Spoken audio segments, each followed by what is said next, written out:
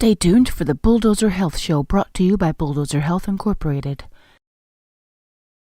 The opinions stated on this show are not necessarily those of this station. All listeners should check with a trusted health advisor before following specific medical advice.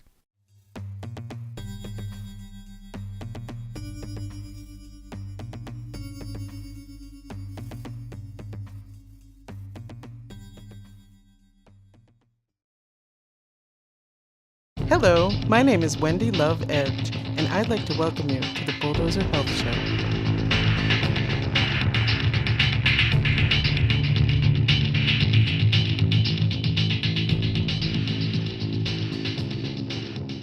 Now I'd like to welcome to the show Chris Garrison. Chris is the author of this book, Drugging Kids, and he's an educator who has been researching the drugging of America's children and fraudulent psychiatric diagnoses for over 30 years. Welcome to the show. Thank you very much, Wendy. So, Chris, let's talk a little bit about the drugging of children. You know, as I was speaking with John G. earlier, we were saying, you know, this generation of kids in particular seem to be highly medicated. What are your thoughts about that? Well, our whole country is becoming medicated with psychiatric drugs. About 20% of the American population take them now regularly. 20%? Yeah, about 20%. And what percentage of that is children, would you say? Well, I cite figures in the book from 2013 from the CDC that,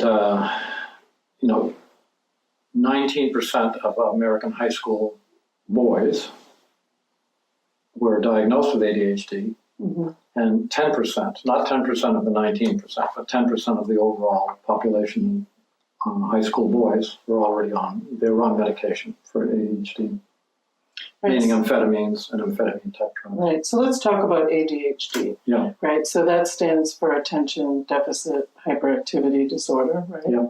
And what does that diagnosis mean to your knowledge? Well, it means that a child is behaving in such a way that it's hard for the teacher to conduct a classroom the way they would like it. And often the diagnosing starts with a teacher. The diagnosing starts with the teacher? The diagnosing starts with the teacher, really. They say, I think this kid has ADHD, and maybe they refer them to the school psychologist, or sometimes you have a group of people who gang up on the parents and say, we think your child has ADHD, you should take him to a psych. And it's just, and sometimes the parents resist, and then the school can up the leverage they have. They can say, they can infer that you might lose your kid or your children to Child Protective Services will come and seize them. Oh my goodness. And this is real. This is real stuff. As a matter of fact, did you see the video attached to the press release that Kevin sent out? No, you might not have seen it, but anyhow, the press release that went out, 182 news outlets picked it up. This is from our little event that we had a week and a half ago or whatever. And right, so I met you actually at an exhibit in Boston. That's right. About the history of psychiatry. Yeah. Well, anyhow, it mentioned in that video, you should see it. It's very powerful. But it's just interviews with 5 women who indeed they were forced to drug their kids and had their kids seized and various things like that. And all over ADHD. And it turned out to be all were boys.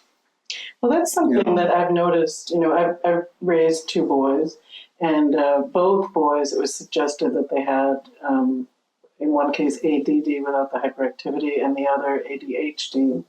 Both are very intelligent boys, and with a lot to say, right? And what I noticed, in the schools is if they don't fall into line, right, with the school, what the school wants, the kids to be sitting at a desk all day, right? They might switch classes, but generally they're indoors, sitting at a desk for a good part of the day. That then they start to kind of medicalize the situation and try to attach a diagnosis to it so they can do something about it. And in both cases, it was all, suggested to add drugs, like you mentioned at the school, and sometimes even to add more drugs if they still weren't getting the effect that they wanted. It really is kind of backwards, isn't it? You know? Yeah, and you'll see something I mentioned in the book there that, you know, when this diagnosis, ADHD, it used to be called hyperactive, hyperkinetic instead of hyperactivity, and had different names. But in the early days of ADHD, when there was attention deficit and hyperactivity were both separate diagnoses. Now they got combined, but boys used to be diagnosed 9 times as much as girls. And they're still diagnosed about 2.5 times as much as girls. Interesting. So my suspicions are true. Boys learn differently than girls do. Well, the thing is that boyhood characteristics, normal boyhood characteristics, have been turned into symptoms of a disease. That's how boys are. Boys are just, they tend to be, not all of them, but they tend to be more rambunctious. If you have boys and girls in a family, the girls might be, you know, sitting on the couch combing the doll's hair. The boys might be wrestling or climbing a tree or, you know, chasing each other around the room. They're just different characters, generally speaking. And that diagnosis, you know, it just, the ADHD diagnosis to me is fraudulent. And another thing I point out in this book is that in many countries now, I just mentioned 3 of them in the book, but in many countries, it's been found that the youngest kids in the classes, like a class might be, say, of 5-year-olds, or it might be of 7-year-olds, or it might be of 9-year-olds, whatever. The youngest kids in the classes tend to be diagnosed ADHD and drugged the most, much more than the older kids in the same class. Really? Yeah. Why do you think that is? Well, because they act less maturely. Okay. I cite studies from Iceland with quotations about it, and Canada and the United States. One in the United States, a researcher named Todd Elder, an economics researcher actually, was analyzing the drugging of kids in the United States. And he estimated that this diagnosing of kids being young, because they were younger, and the youngest kids in the class and acting less maturely than the other kids, that had happened with over 900,000 kids in the United States. And but for me, that shows fraudulent diagnosing right there. But for me, the entire diagnosing process is just it's very unscientific. It's non-medical. There's no tests. There's this stuff about having an imbalance, like chemical imbalance in the brain, is completely unproven. No one has found a chemical imbalance, and no one would know what to do with it. There's no way to measure it. Right. Well, and so moving from the ADHD stuff to other diagnoses, that was something that I did some research on. I was diagnosed with anxiety and depression and told it's a chemical imbalance. But when I started to dig a little deeper, I found that in the late 60s, that theory was refuted. It was a long time ago that they didn't find a chemical imbalance. They haven't to this day. And my question is, if there was one, wouldn't they then test, let's say, serotonin levels in a person to see if there's an imbalance, and then correct it with a medication, and then see if it improves, right? Well, they can't test it. They don't know how to test it. Okay. And I'll tell you what causes you a chemical imbalance is taking a psychiatric drug. So let's say an antidepressant, right? Antidepressants like the so-called SSRIs, that's selective serotonin reuptake inhibitors. And what they supposedly do is selectively target serotonin, which is just one of the many chemicals that passes between one nerve cell and another very rapidly. And in any case, serotonin is not only found in your brain cells, your brain nerve cells. Serotonin is found throughout your entire nervous system. And it's found in blood cells, red blood cells. It's found very heavily around your digestive area. And so when you target this stuff, you can make people, they're going to have a chemical, what I'm trying to say, they're going to have a chemical imbalance going on throughout their whole body. Right. Well, and I was reading with regard to the digestive system that using things like probiotics and balancing your digestive system can actually improve your mental outlook and depression. Sure. Because the gut really, carries a lot of that, like you mentioned.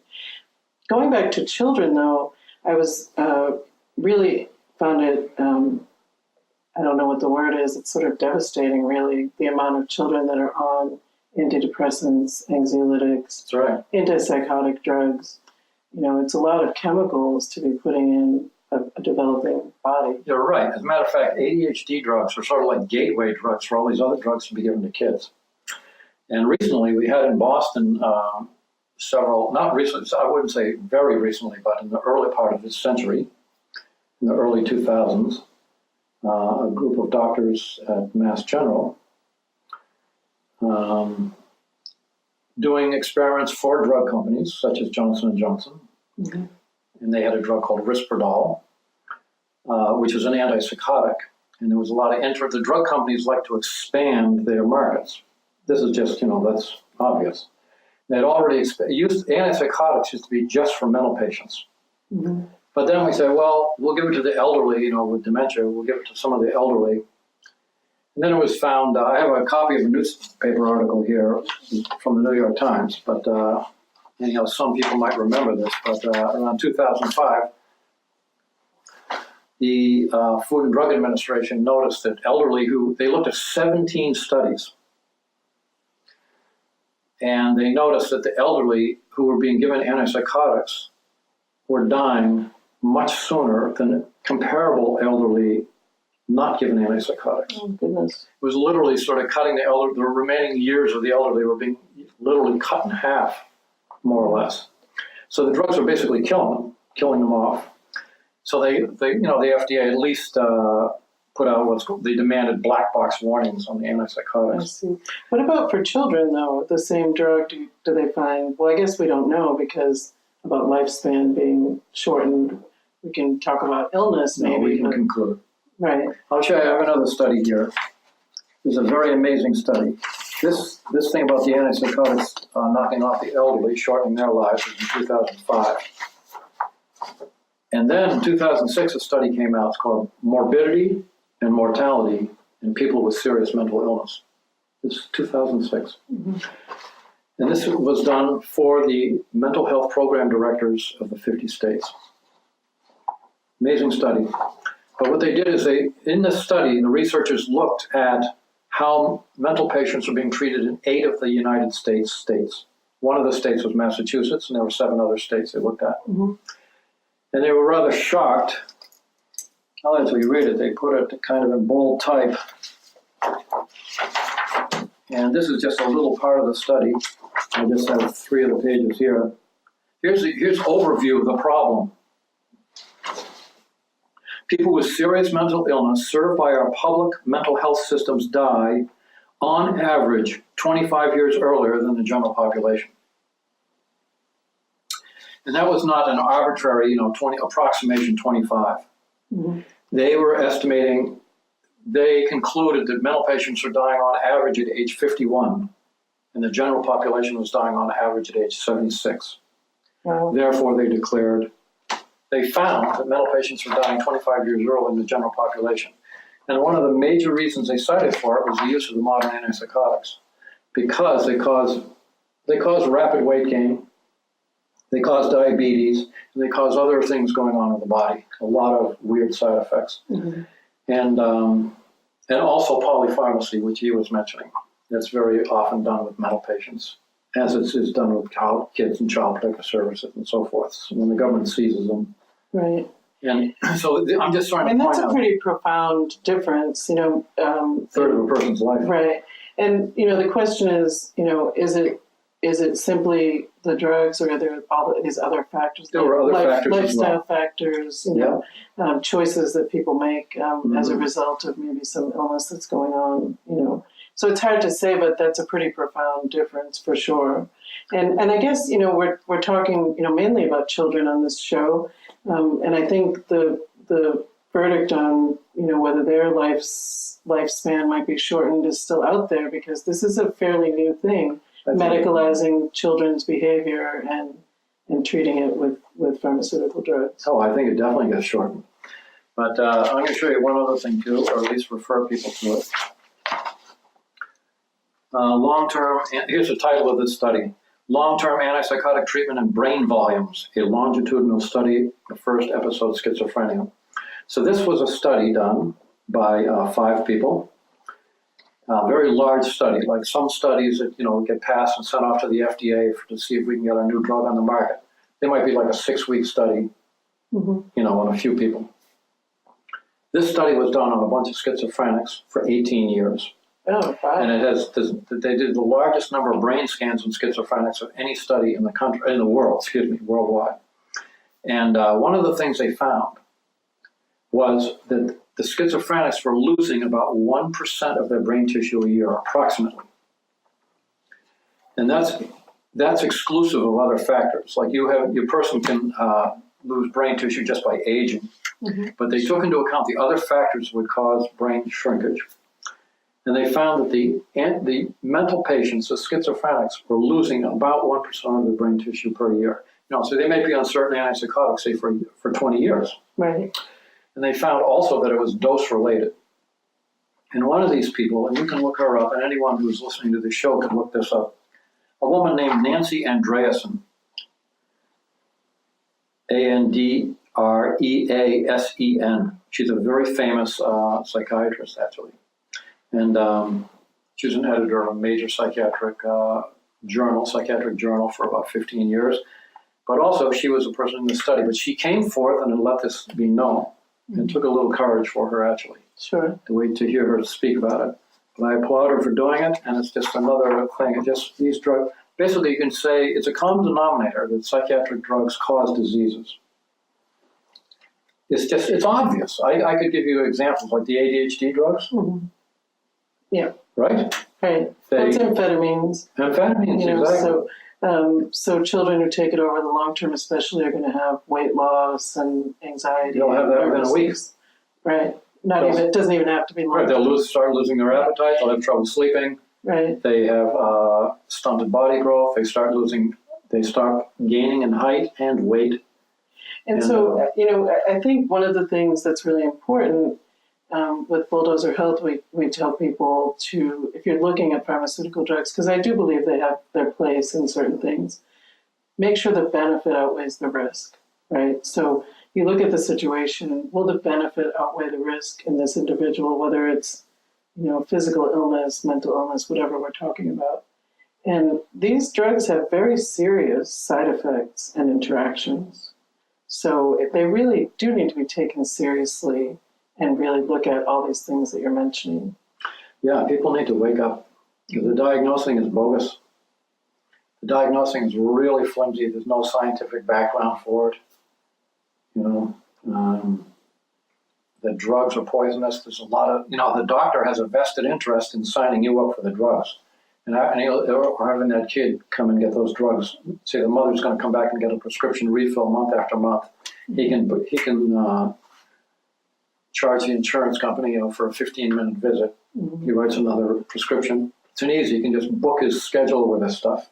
I think that's a valid point in some cases. It's not all doctors, of course, but I understand what you're saying. And I know, that particularly in psychiatry, I know people that tell me they go and see the psychiatrist. He barely looks them in the eye. He's just renewing their prescription and is, getting paid for that office visit. So it's definitely a consideration that we need to know about and think about.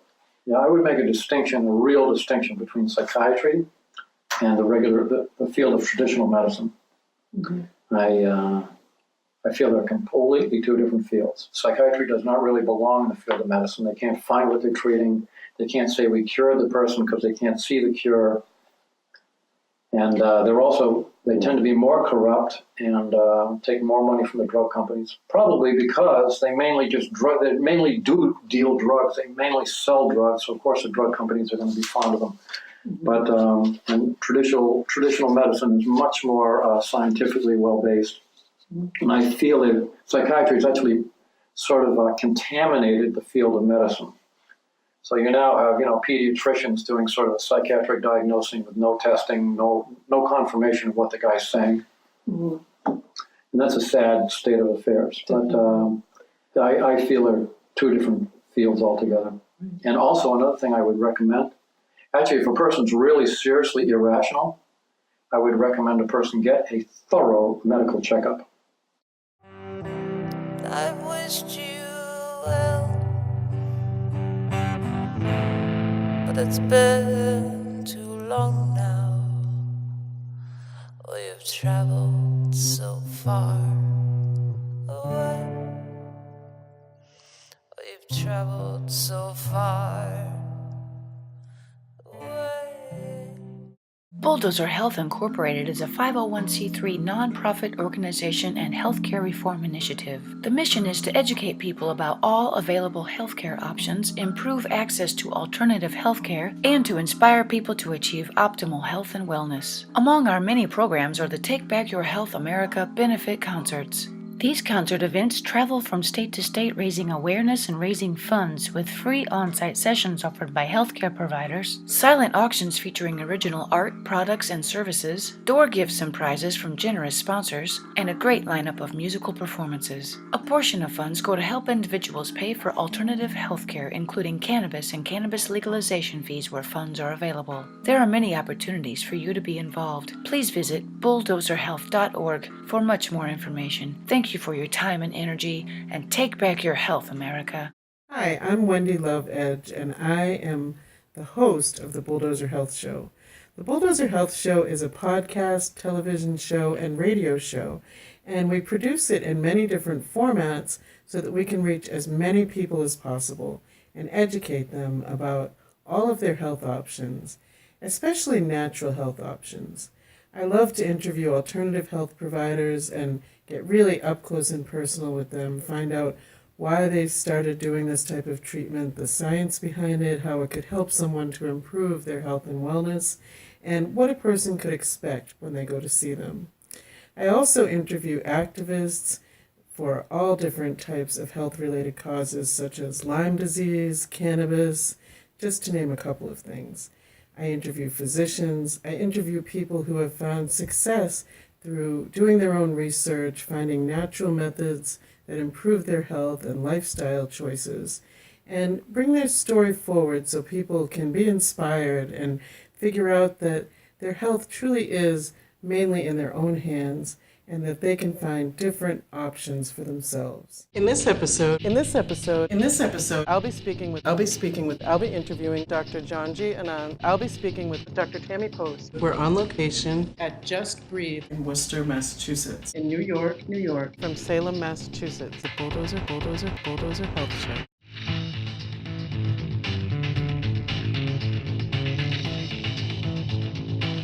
Bulldozer Health Incorporated is a 501c3 nonprofit organization and healthcare reform initiative. You can find us at bulldozerhealth.org. Take back your health, America.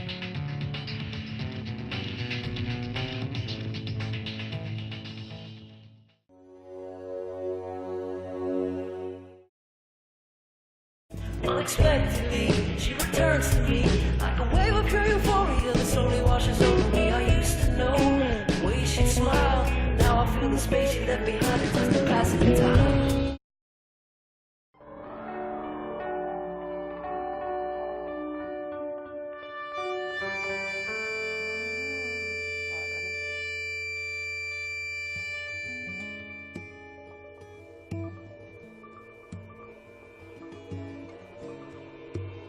You're my mind.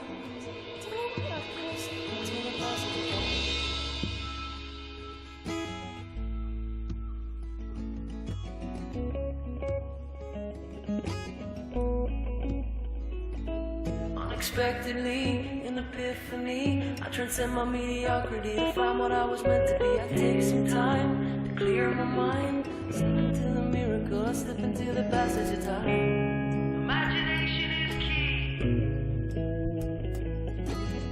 I'm imagining you, imagining me, you know, climbing up your mountain, climbing up your mountain, yeah.